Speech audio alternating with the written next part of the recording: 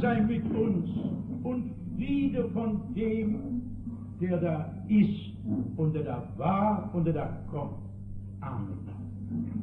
Wir wollten in dieser Zeit für den Namen Jesus sprechen. Wir hören nun zum letzten Mal ein Wort darüber aus Römer 10, Vers 13. Wer den Namen des Herrn wird anrufen, soll selig werden.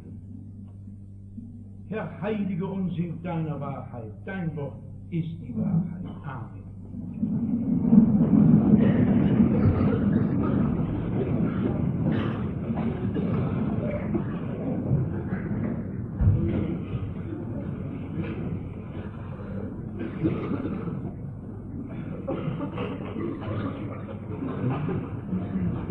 Na, nun ist gut. Ich habe noch keine Lungenspitzen. Ich muss mit einem persönlichen Wort anfangen heute. Sehen Sie, vor jeder Predigt habe ich eine ganz große Angst. Also nicht Angst, dass ich stecken bleiben könnte, die habe ich als kleiner Kandidat gehabt. Das Routinemäßige, das lernt man in 35 Amtsjahren. Aber ich habe Angst, dass man bei der Predigt des Wortes Gottes das gewaltige und herrliche Evangelium verbessern könnte. Denn in der Bibel steht, Gottes Wort ist ein Hammer, der Felsen zerschmeißt. Wir Ausleger, wir Prediger sind imstande und machen aus dem Hammer, der Felsen zerschmeißt, und dann sagen wir mal ein Klavierhämmerchen, das auch fröhlich klimpert, nicht? In der Bibel steht, Gottes Wort ist, für die Humanisten, Dynamis-TU, wir könnten sagen, Dynamit Gottes. Wir Ausleger sind imstande, wir Prediger, und machen aus dem Dynamit Gottes ein niedliches, kleines Feuerwerk. Es gibt so eine nette Geschichte von einem Pfarrer, der armselig predigte, aber jedes Mal, wenn er nach Hause kam, empfing ihn seine Frau: Männer, wie hast du es schön gepredigt. Sehen Sie, das ist ein Feuerwerk geworden aus Dynamit Gottes. Der Bibel steht, Gottes Wort ist köstlicher als golden feines Gold. Wir Ausleger und Prediger sind imstande und schlagen aus diesem feinen Gold Schäbje-Kupfermünzen. Abgegriffene Schäbje-Kupfermünzen. Sehen Sie, davor habe ich Angst.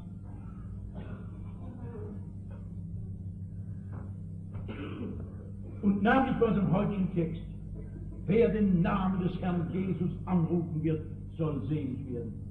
Das ist meines Wissens das einzige Bibelwort, das dreimal in der Bibel vorkommt.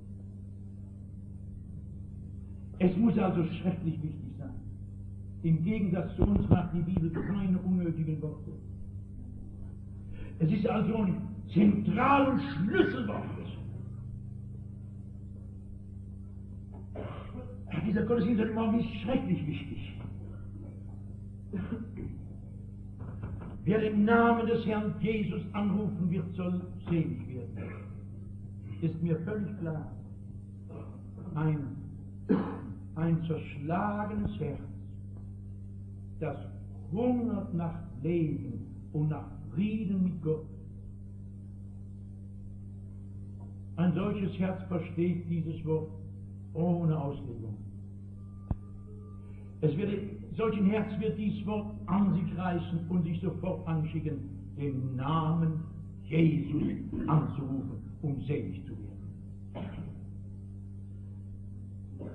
Aber es sind nicht nur zerschlagene Gewissen und hungrige Herzen hier. In so einer großen Versammlung, da sind mancherlei Geister. Und so muss ich mich anschicken, dieses gewaltig große Wort auszulegen. Da sage ich nochmal, da habe ich Angst, dass man aus dem Dynamit nicht im Feuerwerk macht. Ich möchte darum als Überschrift heute über diesen ganz wichtigen, zentralen Schlüsselwort der Bibel, als Überschrift einfach ein Gebet setzen. Herr, lass uns doch dieses wichtige Wort verstehen. Wer den Namen des Herrn Jesus anrufen wird, soll selig werden. Herr, lass uns doch dies wichtige Wort verstehen.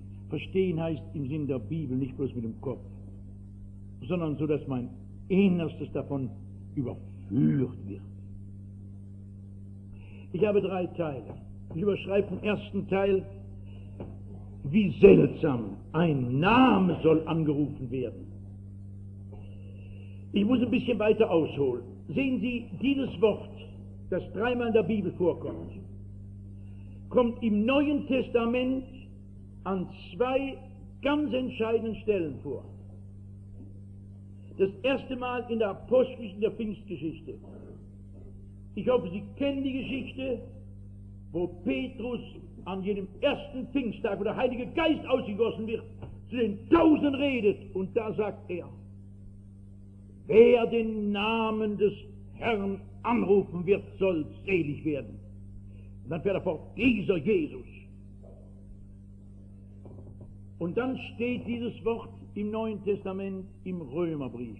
Ich hoffe, als evangelische Christen wissen Sie, was der Römerbrief bedeutet. Ohne ihn gibt es keine evangelische Kirche. Im Römerbrief fand Luther in jener entscheidenden Stunde den Weg zur Wahrheit, zum Kreuze Jesu Christi und zum Heil. Und da im Römerbrief, im 10. Kapitel, steht es wieder: Wer den Namen des Herrn Jesus anruft, soll selig werden. Wir haben das Wort also aus dem Mund des Paulus im Römerbrief und aus dem Mund des Petrus am Pfingsttage. Und nun ist es interessant, dass beide, Petrus und Paulus, dieses Wort beziehen auf den Namen Jesus. Es ist beide mal ganz deutlich im Zusammenhang, dass sie sagen wollen: Wer den Namen des Herrn Jesus anruft, soll selig werden. Das ist sehr interessant, denn beide erklären, dass sie das Wort nicht selber bekommen haben, sondern dass sie es zitieren aus dem Alten Testament. Es steht zum ersten Mal im Alten Testament im Propheten Joel. Und sowohl Petrus wie Paulus sagen, wir zitieren jetzt einen alttestamentlichen Propheten. Und das ist deshalb interessant, weil sie damit aussprechen: Es ist im Alten Testament die Rede von Jesus.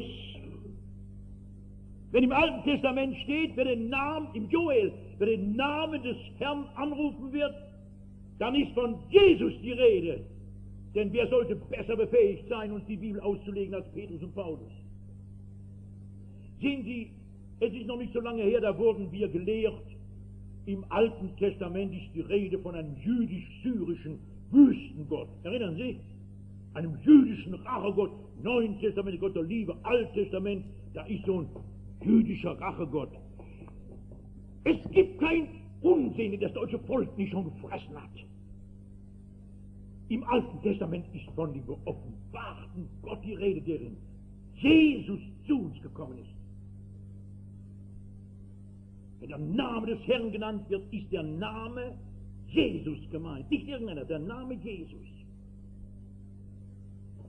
So, nun wollen wir dieses Wort also uns ein wenig näher ansehen. Wer den Namen des Herrn Jesus anrufen wird, das ist doch wunderlich.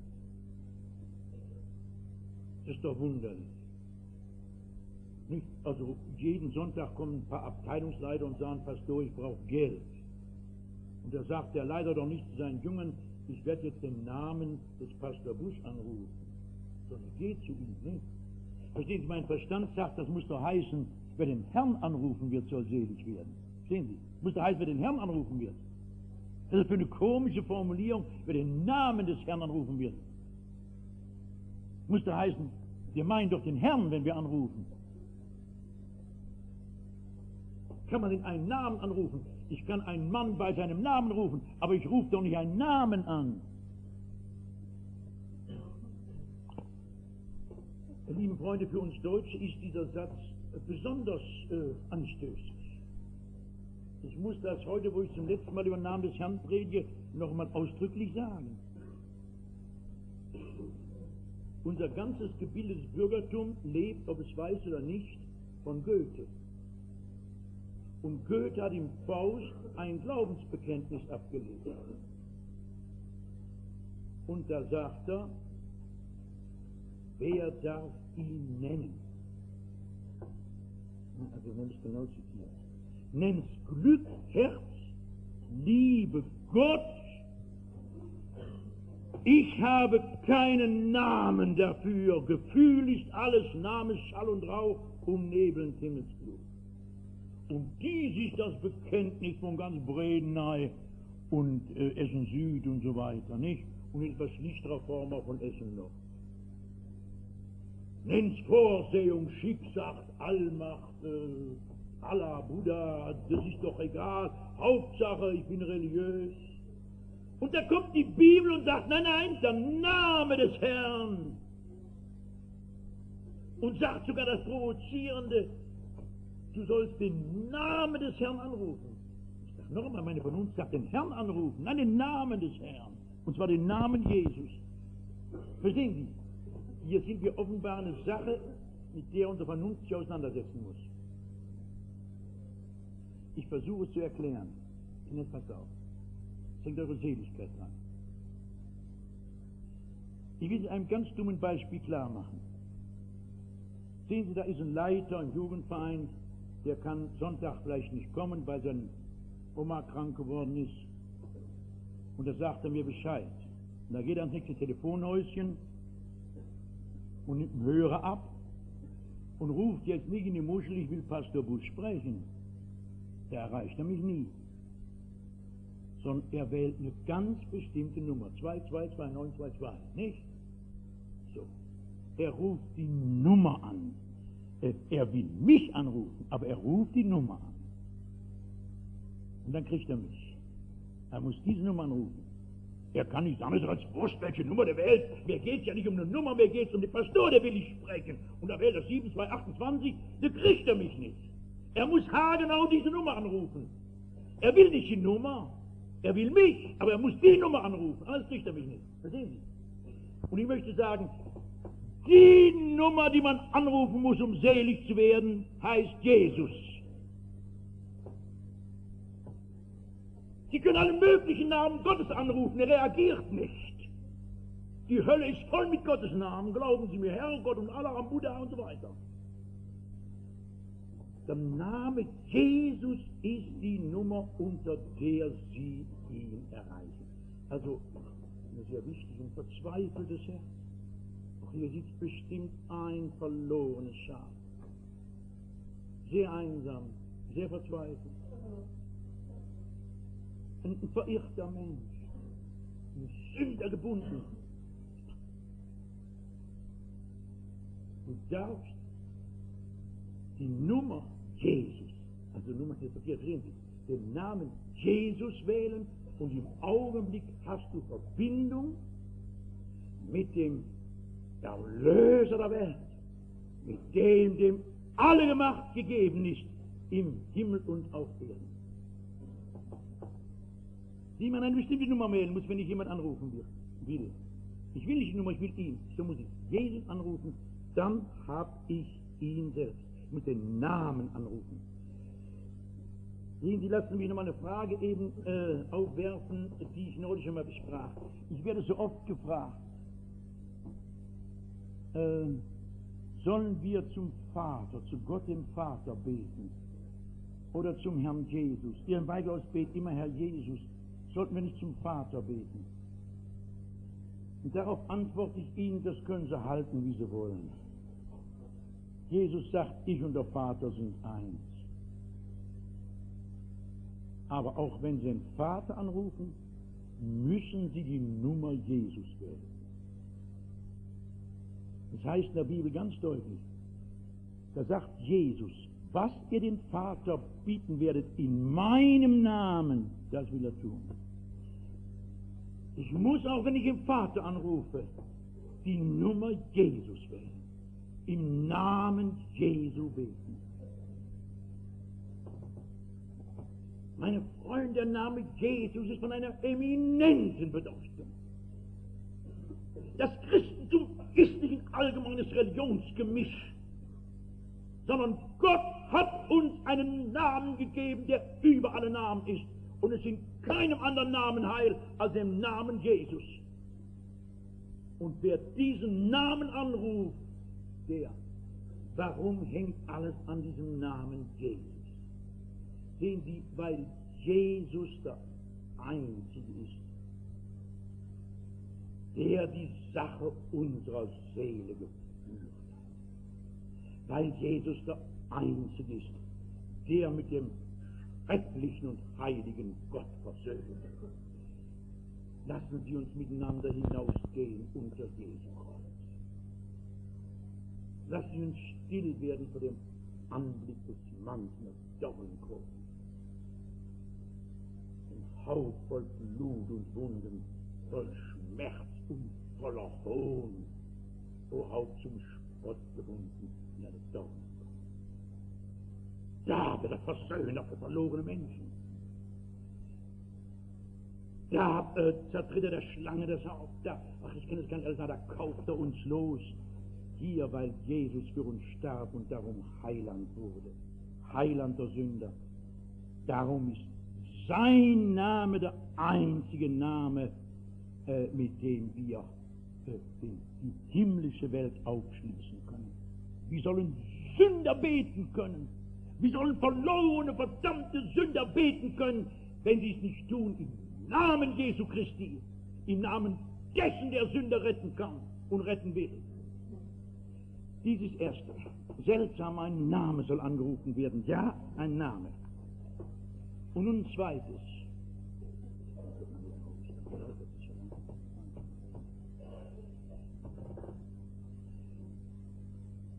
Zweitens Teil möchte ich überschreiben, wie soll ich dazu kommen, dass Sie den Namen Jesu anrufen lernen?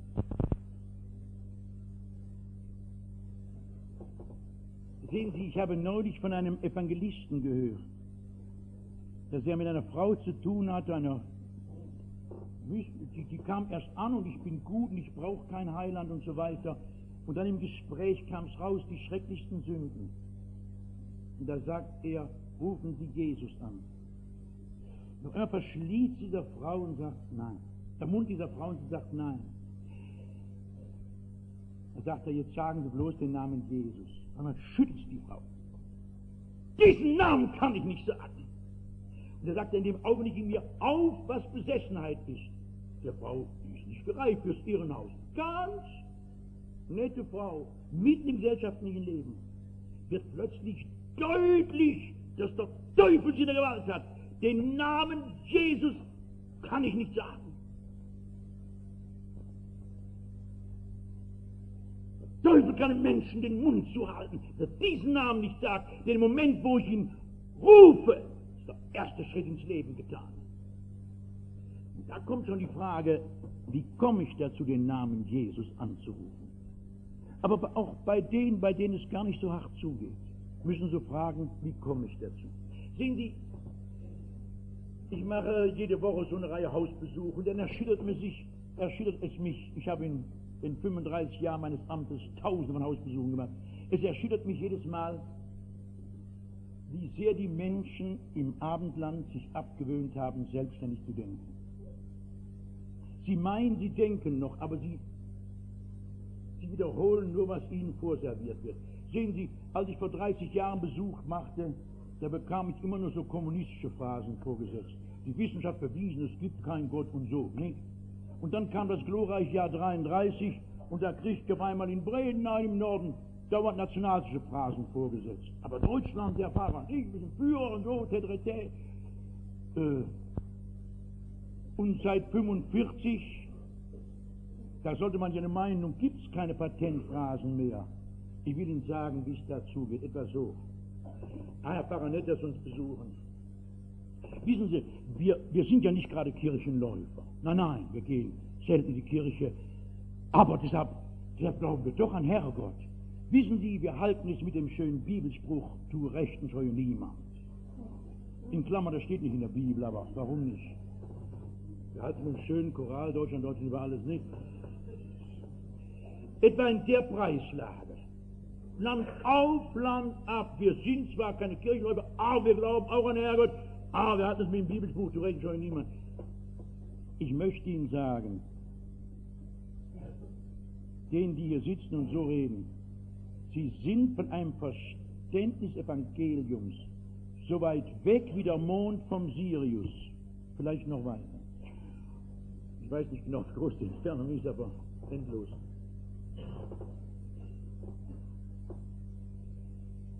Ich verteile letzten Sonntag Hustenpillen. Und ich bin überzeugt, dass in so einer großen Versammlung eine Menge Leute sind, die in dieser kühlen Weltenentfernung vom Evangelium leben, die jetzt unruhig werden und sagen, ja, wer den Namen Jesus anruft, soll selig werden. Das ist allerdings was anderes, als ich glaube an Herrgott und tue recht für niemand. Aber wie komme ich dazu, dass ich das fasse? Sehen Sie, auf diese Frage gibt uns der Apostel Paulus im Zusammenhang unseres Textes Antwort. Und das möchte ich Ihnen eben vorlesen. Wer den Namen des Herrn wird anrufen, soll selig werden. Wie sollen sie aber anrufen, an den sie nicht glauben? Wie sollen sie aber glauben, von dem sie nicht gehört haben? Wie aber sollen sie hören, ohne Prediger? Wie sollen sie aber predigen, wo sie nicht gesandt werden? Haben Sie es mitgekriegt? Weil es immer ein bisschen langsam geht, erlauben Sie mir, diese logische Kette noch einmal kurz zu entfalten. Paulus sagt, du kannst den Namen Jesus nicht anrufen, wenn in deinem Herzen nicht das helle Licht eines ganz großen Vertrauens zu Jesus aufgeht. Wissen Sie, der Schächer am Kreuz, auf einmal wird hell, der Mann dort neben mir am Kreuz, der reißt mich vom Rand der Hölle und aus dem Tode. Herr, gedenk an mich, wenn du in dein Reich kommst. Wo hat der Mann das Vertrauen her? Das heißt Glauben. Oh, wie wünschte ich uns solch helles, lichtes, ganz großen Vertrauen zu diesem Herrn Jesus. Es ist wundervoll, wenn auf einmal dieses Vertrauen da ist. Ich bin nicht mehr allein, da werde ich mir so hingeworfen. Da ist ein Heiland. Und ich darf ihm mein ganzes Leben anvertrauen. Aber wie sollen sie glauben, heißt es, wenn sie nicht von ihm gehört haben? Sehen Sie, wenn mir Leute sagen, ich gehe zwar nicht in die Kirche, aber da sage ich, sie werden nie selig werden, sie werden nie Glauben an Jesus kriegen, nie. Ja, man kann doch auch so ein Christ sein, wenn man nicht in die Kirche und nicht in die Bibelstunde geht. Nein, können sie nicht. Wie sollen sie glauben, von dem sie nicht hören? Lieben Freunde, Glaube entsteht aus der Predigt, steht hier. Darum gibt es Gottesdienst und Bibelstunden. Das ist nie ein kleines religiöses Hobby von ein paar Verrückten, sondern das gehört zum Leben. Sie kommen nie zum Glauben und bleiben nicht im Glauben, wenn sie nicht unter der Predigt des Evangeliums sind. Ja, sagen die Leute, da können sie recht haben, aber wissen Sie, unser Pfarrer, und dann geht's los, aber unser Pfarrer. Mir erzählen sie von den anderen und den anderen erzählen sie von mir, unser Pfarrer. Dieser Einwand ist völlig berechtigt. Wie sollen sie predigen, wenn sie nicht gesandt sind? Und es ist eine große Frage an alle Prediger des Evangeliums. Gehörst du diesem Mann von Golgatha und hat er dir einen Auftrag gegeben? Wie sollen sie predigen, wo sie nicht gesandt sind? Die Gemeinde hat ein Recht, ihre Prediger zu fahren, Hast du einen Auftrag vom Herrn? Sonst verschon uns mit deiner Rede. Gott schenke, darum darf man beten, Gott schenke all den Irrenden und Suchenden, Gebundenen, Verzweifelten Seelen in unserem Volk Prediger, die den guten Hirten verkündigen, die so reden, dass ein Kreuz vor uns gestellt wird. Es gibt einen Liedervers, den ich so gern habe. O bessere Zions wüste Stege, und was dein Wort im Laufe hindern kann, das räum aus jedem Wege, vertilg, o Herr, den falschen Glaubenswahn und mach uns bald von jedem Mietling frei, dass Kirche und Schule ein Garten Gottes sei. Der Glaube kommt aus der Predigt, die Predigt aus dem Worte Gottes. Lassen Sie mich noch kurz ein drittes sagen. Wer den Namen des Herrn Jesu anrufen wird, soll selig werden. Merkwürdig, wir rufen den Namen an. Wie komme ich dazu, hörten wir. Was heißt denn, darüber möchte ich als drittes sprechen, was heißt denn selig werden? Wer den Namen des Herrn Jesu anrufen wird, soll selig werden. Na, also moderner Mensch, der die Zeitung liest und Radio hört und Fernsehen anguckt und Illustrierte, der kann schon ein Wort selig werden einfach schlechterdings nicht mehr vorstellen. Er denkt vielleicht dumm irgendwie an was am Tode kommt. Was heißt selig werden? Im griechischen Text steht hier wörtlich errettet werden. Und Luther übersetzt auch im Alten Testament das Joel-Wort. Wer den Namen des Herrn Jesus anrufen wird, soll errettet werden. Errettet. Errettet. Brauchen Sie Errettung? Es geht Ihnen doch gut, nicht? Sehen Sie, ich habe diese Woche einen Vortrag in Hannover gehabt. Ich habe mit Freuden gesehen, wie da auch an einer Stelle eine Geistererweckung aufbricht. Herrliche, riesige Versammlung. Und am nächsten Morgen fahre ich mit dem Zug von Hannover zurück. Und da fuhr in meinem Abteil eine sehr junge und sehr berühmte Filmschauspielerin, Romy Schneider, mit riesigem Gefolge. Es war ein wildes Getue da. Mein Weg führt mich permanent, da ich nicht ins Kino gehe, mit den Filmschauspielerinnen zusammen.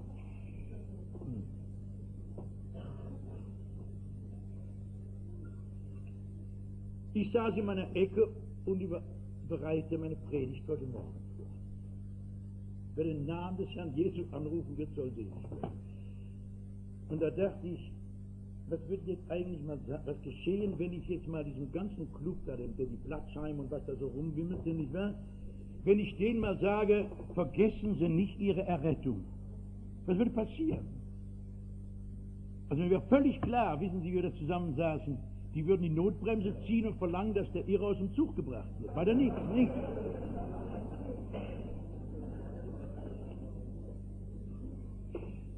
Das ist die Situation.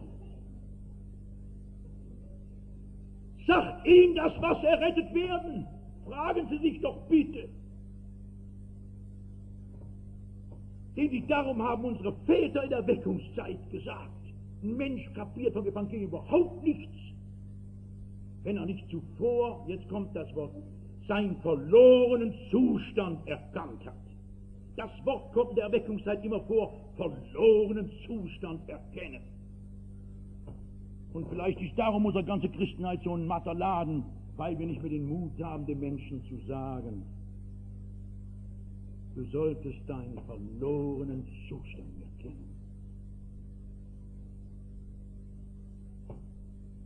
Dass Gott absolut nicht dein Freund ist, sondern dein Feind. Gott, dein Feind, ist ein schrecklicher Feind, weil alle deine Sünden dich bei ihm verklagen. Und wenn du sagst, Sünde, was ist Sünde? Dann sage ich, da hast du es. Du hast keine Ahnung von deinem verlorenen Zustand. Du weißt nicht deine Lieblosigkeit und deine Unreinigkeit und deine Unehrlichkeit und Unwahrhaftigkeit, deine Selbstsucht, deine Gottlosigkeit. Seinen verlorenen Zustand erkennen. O Herr, zeige mir mein Herz. Dein Gewissen verklagt dich, dass du endlich diesem verklagenden Gewissen Recht gibst, dass du siehst, mein Verstand ist verdunkelt. Ich kenne ja nicht mal einen lebendigen Gott und nicht mal mein eigenes Herz und nicht den Weg zur Seligkeit. Dass du erkennst, ich stehe am Rand des ewigen Verderbens, ich gehe mit Sicherheit dem Gericht Gottes entgegen. Dass du erkennst, ich diene ja dem Teufel. So brutal sagt die Bibel, ich diene dem Teufel. Siehst du, geh in die Stille und überleg dir, ich diene dem Teufel. Ich bin überzeugt, dass wir alle, die wir hier sitzen, es sind die nicht viel, die bekehrt sind wirklich und wiedergeboren, aber dass alle im Grunde den verlorenen Zustand ihres Herzens ganz genau kennen. Wir wollen nur nicht Wort haben, wir wollen sich zugeben, wir sind so feine Leute, kommst nicht drum rum, willst du warten bis zum jüngsten Tage. Wenn du den verlorenen Zustand deines Herzens erkennst, dann lernst du den Namen Jesus anrufen.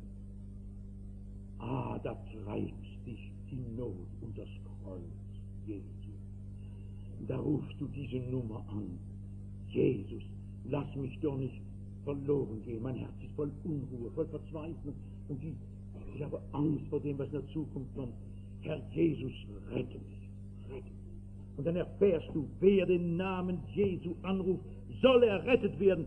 Paulus, der es getan hat, jubelt. Er hat uns errettet von der Obrigkeit der Finsternis und versetzt in das Reich des lieben Sohnes. Nun diene ich nicht mehr dem Teufel, ich habe es nicht nötig. Und er hat mich errettet von all dem Schrecklichen, von Furcht und von Tod und von der Angst und von Menschenknechtschaft und von der Hölle. Von all dem hat er mich errettet. Kind des lebendigen Gottes. Ach, lieben Freunde, nehmt es mit. Es gibt die Stunde, wo sie es alle brauchen. Wer den Namen des Herrn Jesus anrufen wird, soll errettet werden. Wir wollen beten.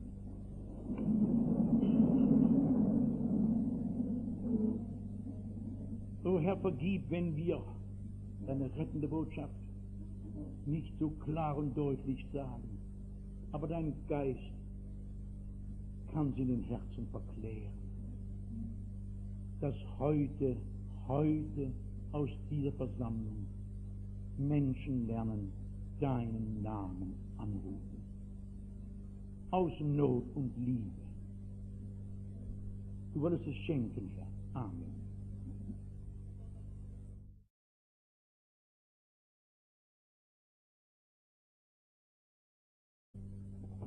Meine Freunde, der Name Jesus ist von einer eminenten Bedeutung. Das Christentum ist nicht ein allgemeines Religionsgemisch, sondern Gott hat uns einen Namen gegeben, der über alle Namen ist. Und es in keinem anderen Namen heil als dem Namen Jesus. Und wer diesen Namen anruft, warum hängt alles an diesem Namen Jesus? Sehen Sie, weil Jesus der Einzige ist, der die Sache unserer Seele geführt hat. Weil Jesus der Einzige ist, der mit dem schrecklichen und heiligen Gott versöhnt. Lassen Sie uns miteinander hinausgehen unter Jesu Kreuz. Lassen Sie uns still werden vor dem Anblick des Mannes mit Dornenkrone. Ein Haut voll Blut und Wunden, voll Schmerz und voller Hohn, o Haupt zum Spott gebunden in eine Dornenkrone. Da wird er Versöhner für verlorene Menschen. Da zertritt er der Schlange das Haupt. Ich kenne es gar nicht alles, da kauft er uns los. Hier, weil Jesus für uns starb und darum Heiland wurde. Heiland der Sünder. Darum ist sein Name der einzige Name, mit dem wir die himmlische Welt aufschließen können. Wir sollen Sünder beten können. Wir sollen verlorene, verdammte Sünder beten können, wenn sie es nicht tun, im Namen Jesu Christi, im Namen dessen, der Sünder retten kann und retten will. Dieses erste, seltsam, ein Name soll angerufen werden. Ja, ein Name. Und nun ein zweites.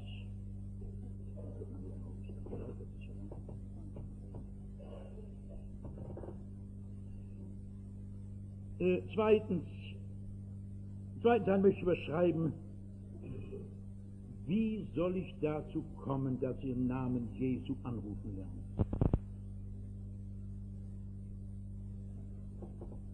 Sehen Sie, ich habe neulich von einem Evangelisten gehört, dass er mit einer Frau zu tun hatte, die kam erst an und ich bin gut und ich brauche kein Heiland und so weiter. Und dann im Gespräch kam es raus, die schrecklichsten Sünden. Und da sagt er, rufen Sie Jesus an. Doch er verschließt dieser Frau und sagt nein. Der Mund dieser Frau und sie sagt nein. Da sagt er, jetzt sagen Sie bloß den Namen Jesus. Und dann schüttelt die Frau. Diesen Namen kann ich nicht sagen.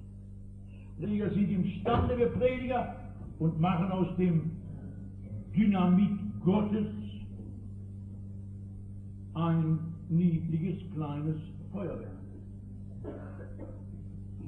Es gibt so eine nette Geschichte von einem Pfarrer, der armselig predigte, aber jedes Mal, wenn er nach Hause kam, empfing ihn seine Frau, Männer, wie hast du es schön gepredigt. Sehen Sie, das ist ein Feuerwerk geworden aus Dynamit Gottes. In der Bibel steht, Gottes Wort ist köstlicher als Gold und feines Gold. Wir Ausleger und Prediger sind imstande und schlagen aus diesem feinen Gold schäbige Kupfermünzen. Abgegriffene schäbige Kupfermünzen. Sehen Sie, davor habe ich Angst.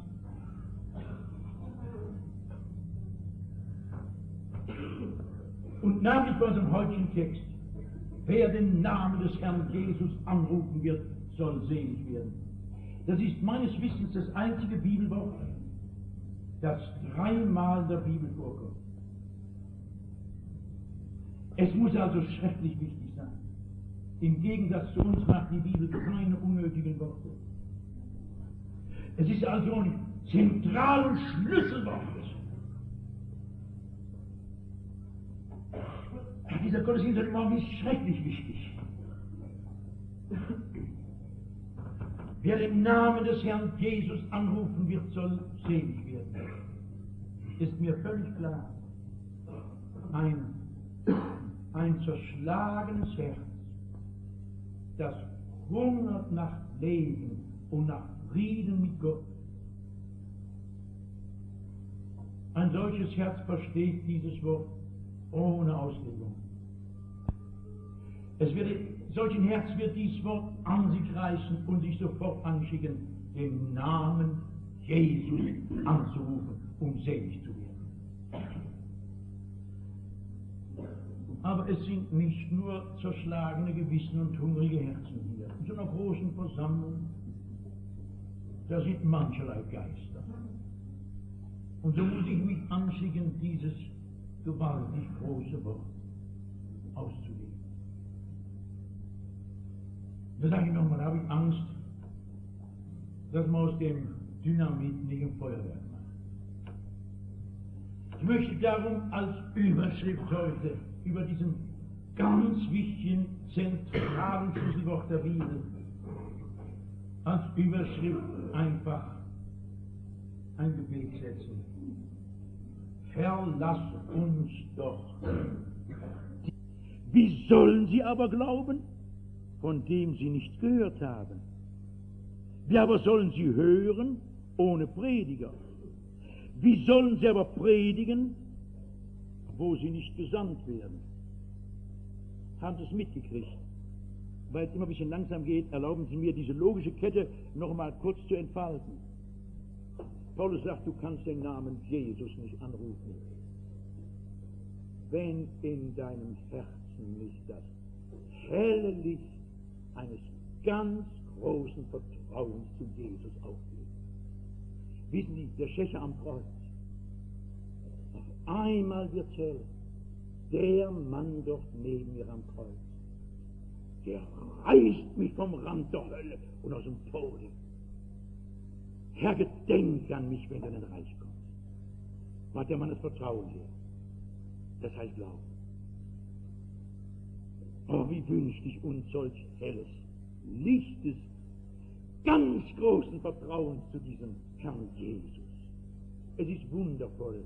Es ist wundervoll, wenn auf einmal dies Vertrauen da ist. Ich bin nicht mehr allein in der Welt, immer so hingeworfen. Da ist ein Heiland. Und ich darf ihm mein ganzes Leben anvertrauen. Aber wie sollen sie glauben, heißt es, wenn sie nicht von ihm gehört haben? Sehen Sie, wenn mir Leute sagen, ich gehe zwar nicht in die Kirche, aber da sage ich, sie werden nie selig werden, sie werden nie Glauben an Jesus kriegen, nie, nie, nie, nie. Ja, man kann doch auch so ein Christ, wenn man nicht in die Kirche und nicht in die Bibelstunde geht. Nein, nein, nein, können sie nicht. Wie sollen sie glauben, von dem sie nicht hören? Lieben Freunde, Glaube entsteht aus der Predigt, steht hier. Darum gibt es Gottesdienst und Bibelstunden. Das ist nie ein kleines religiöses Hobby von ein paar Verrückten, sondern das gehört zum Leben. Sie kommen nie zum Glauben und bleiben nicht im Glauben, wenn sie nicht unter der Predigt des Evangeliums sind. Ja, sagen die Leute, da können sie recht haben, aber wissen Sie, unser Pfarrer, und dann geht's los, aber unser Pfarrer. Mir erzählen sie von den anderen und den anderen erzählen sie von mir, unser Pfarrer. Dieser Einwand ist völlig berechtigt. Wie sollen sie predigen, wenn sie nicht gesandt sind? Und es ist eine große Frage an alle Prediger des Evangeliums. Gehörst du diesem Mann von Golgatha und hat er dir einen Auftrag gegeben? Sonst verschon uns mit deiner Rede. Und Gott schenke, darum darf man beten, Gott schenke all den Irrenden und Suchenden, Gebundenen, verzweifelten Seelen in unserem Volk Prediger, die den guten Hirten verkündigen, die so reden, dass ein Kreuz vor uns gestellt wird. Es gibt einen Liedervers, den ich so gern habe. O bessere Zions wüste Stege, und was dein Wort im Laufe hindern kann, das räum aus jedem Wege, vertilg, o Herr, den falschen Glaubenswahn und mach uns bald von jedem Mietling frei, dass Kirche und Schule ein Garten Gottes sei. Der Glaube kommt aus der Predigt, die Predigt aus dem Worte Gottes. Lassen Sie mich noch kurz ein drittes sagen. Wer den Namen des Herrn Jesu anrufen wird, soll selig werden. Merkwürdig, wir rufen den Namen an. Wie komme ich dazu, hörten wir. Was heißt denn, darüber möchte ich als drittes sprechen, was heißt denn selig werden? Wer den Namen des Herrn Jesu anrufen wird, soll selig werden. Na, also moderner Mensch, der die Zeitung liest und Radio hört und Fernsehen anguckt und illustrierte, der kann schon ein Wort selig werden einfach schlechterdings nicht mehr vorstellen. Er denkt vielleicht dumm irgendwie an was nach dem Tode kommt. Was heißt selig werden? Im griechischen Text steht hier wörtlich errettet werden. Und Luther übersetzt auch im Alten Testament das Joel-Wort. Wer den Namen des Herrn Jesus anrufen wird, soll errettet werden. Errettet. Errettet. Brauchen Sie Errettung? Es geht Ihnen doch gut, nicht? Sehen Sie, ich habe diese Woche einen Vortrag in Hannover gehabt. Ich habe mit Freuden gesehen, wie da auch an einer Stelle eine Geistererweckung aufbricht. Eine herrliche, riesige Versammlung. Und am nächsten Morgen fahre ich mit dem Zug von Hannover zurück. Und da fuhr in meinem Abteil eine sehr junge und sehr berühmte Filmschauspielerin, Romy Schneider, mit riesigem Gefolge. Es war ein wildes Getue da. Mein Weg führt mich permanent, da ich nicht ins Kino gehe, mit den Filmschauspielerinnen zusammen.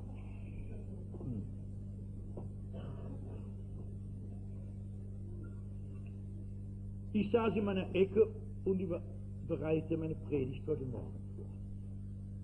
Wer den Namen des Herrn Jesus anrufen wird, soll selig werden. Und da dachte ich, die in dieser kühlen Weltenentfernung vom Evangelium leben, die jetzt unruhig werden und sagen, ja, wer den Namen Jesus anruft, soll selig werden. Das ist allerdings was anderes, als ich glaube an Herrgott und tue recht für niemand.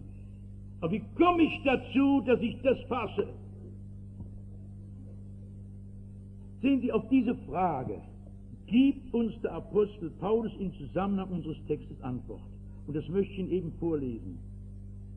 Wer den Namen des Herrn wird anrufen, soll selig werden. Wie sollen sie aber anrufen, an den sie nicht glauben? Wie sollen sie aber glauben, von dem sie nicht gehört haben? Wie aber sollen sie hören, ohne Prediger? Wie sollen sie aber predigen, wo sie nicht gesandt werden? Haben Sie es mitgekriegt? Weil es immer ein bisschen langsam geht, erlauben Sie mir, diese logische Kette noch mal kurz zu entfalten. Paulus sagt, du kannst den Namen Jesus nicht anrufen, wenn in deinem Herzen nicht das helle Licht eines ganz großen Vertrauens zu Jesus aufgeht. Wissen Sie, der Schächer am Kreuz, auf einmal wird hell, der Mann dort neben mir am Kreuz, der reißt mich vom Rand der Hölle und aus dem Tode. Herr, gedenk an mich, wenn du in dein Reich kommst.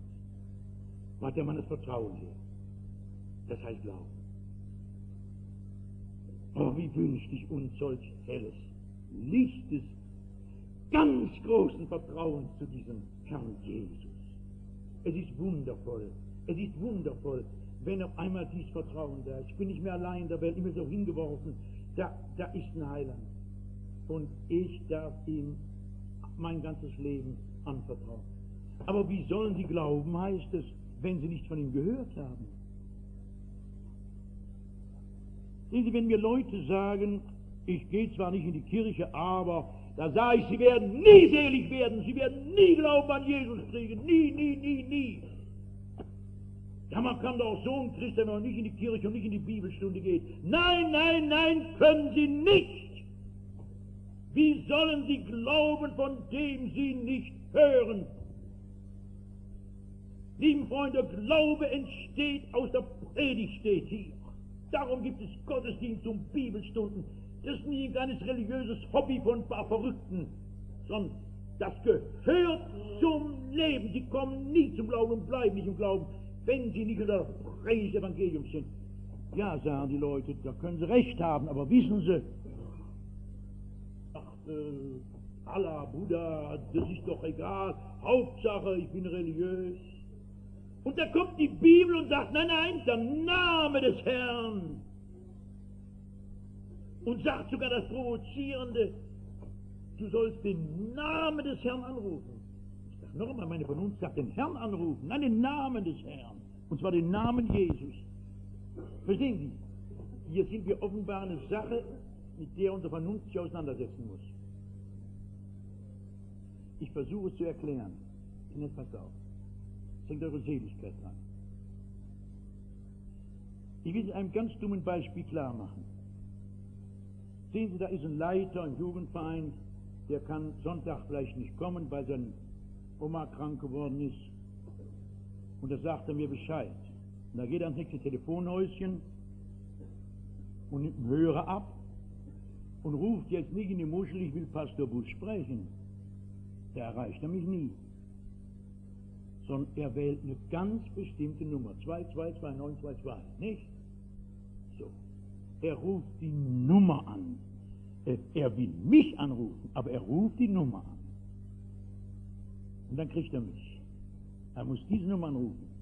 Er kann nicht sagen, es ist als Wurscht, welche Nummer der wählt. Mir geht es ja nicht um eine Nummer, mir geht es um den Pastor, der will ich sprechen. Und da wählt er 7228, da kriegt er mich nicht. Er muss haargenau diese Nummer anrufen. Er will nicht die Nummer, er will mich, aber er muss die Nummer anrufen, sonst kriegt er mich nicht. Verstehen Sie? Und ich möchte sagen, die Nummer, die man anrufen muss, um selig zu werden, heißt Jesus. Sie können alle möglichen Namen Gottes anrufen, er reagiert nicht. Die Hölle ist voll mit Gottes Namen, glauben Sie mir, Herrgott und Allah, Buddha und so weiter.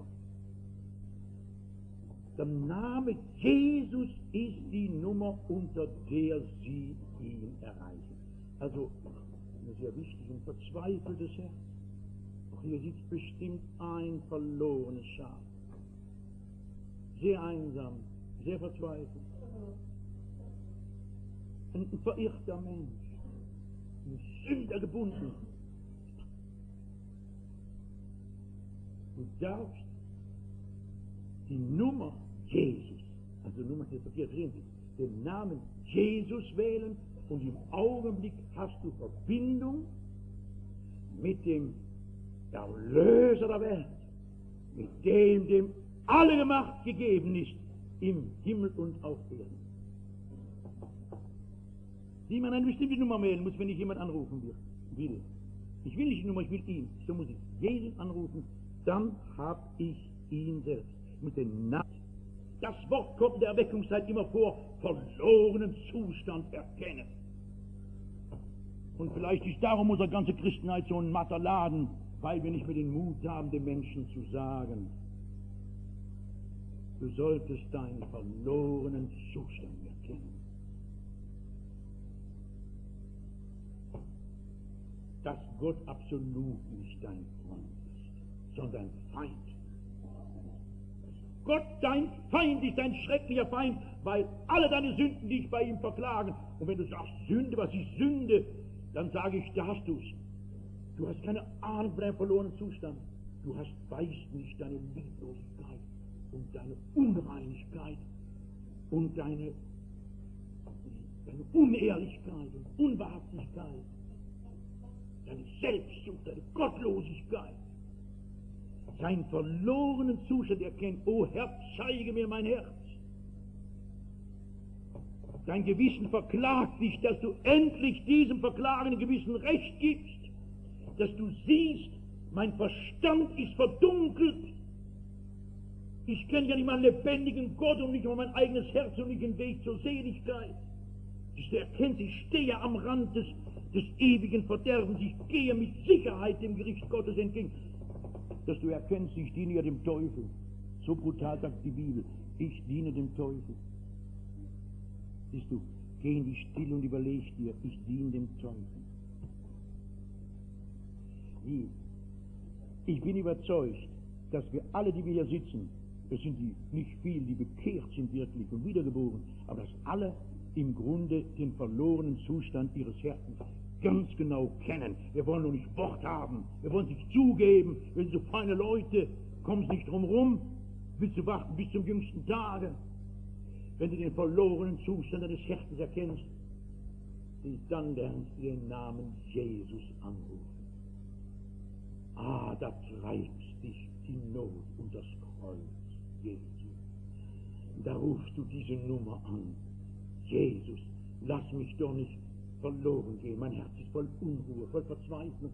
Und ich habe Angst vor dem, was in der Zukunft kommt. Herr Jesus, rette mich. Rette mich. Und dann erfährst du, wer den Namen Jesu anruft, soll errettet werden. Paulus, der es getan hat, jubelt. Er hat uns errettet von der Obrigkeit der Finsternis und versetzt in das Reich des lieben Sohnes. Nun diene ich nicht mehr dem Teufel, ich habe es nicht nötig. Und er hat mich errettet von all dem Schrecklichen, von Furcht und von Tod und von der Angst und von Menschenknechtschaft und von der Hölle. Von all dem hat er mich errettet. Kind, jetzt mal diesen ganzen Klub da, der die Platzheim und was da so rumwimmelt, nicht wahr? Wenn ich denen mal sage, vergessen Sie nicht Ihre Errettung, was würde passieren? Also mir wäre völlig klar, wissen Sie, wie wir da zusammensaßen, die würden die Notbremse ziehen und verlangen, dass der Irre aus dem Zug gebracht wird. Weiter nicht.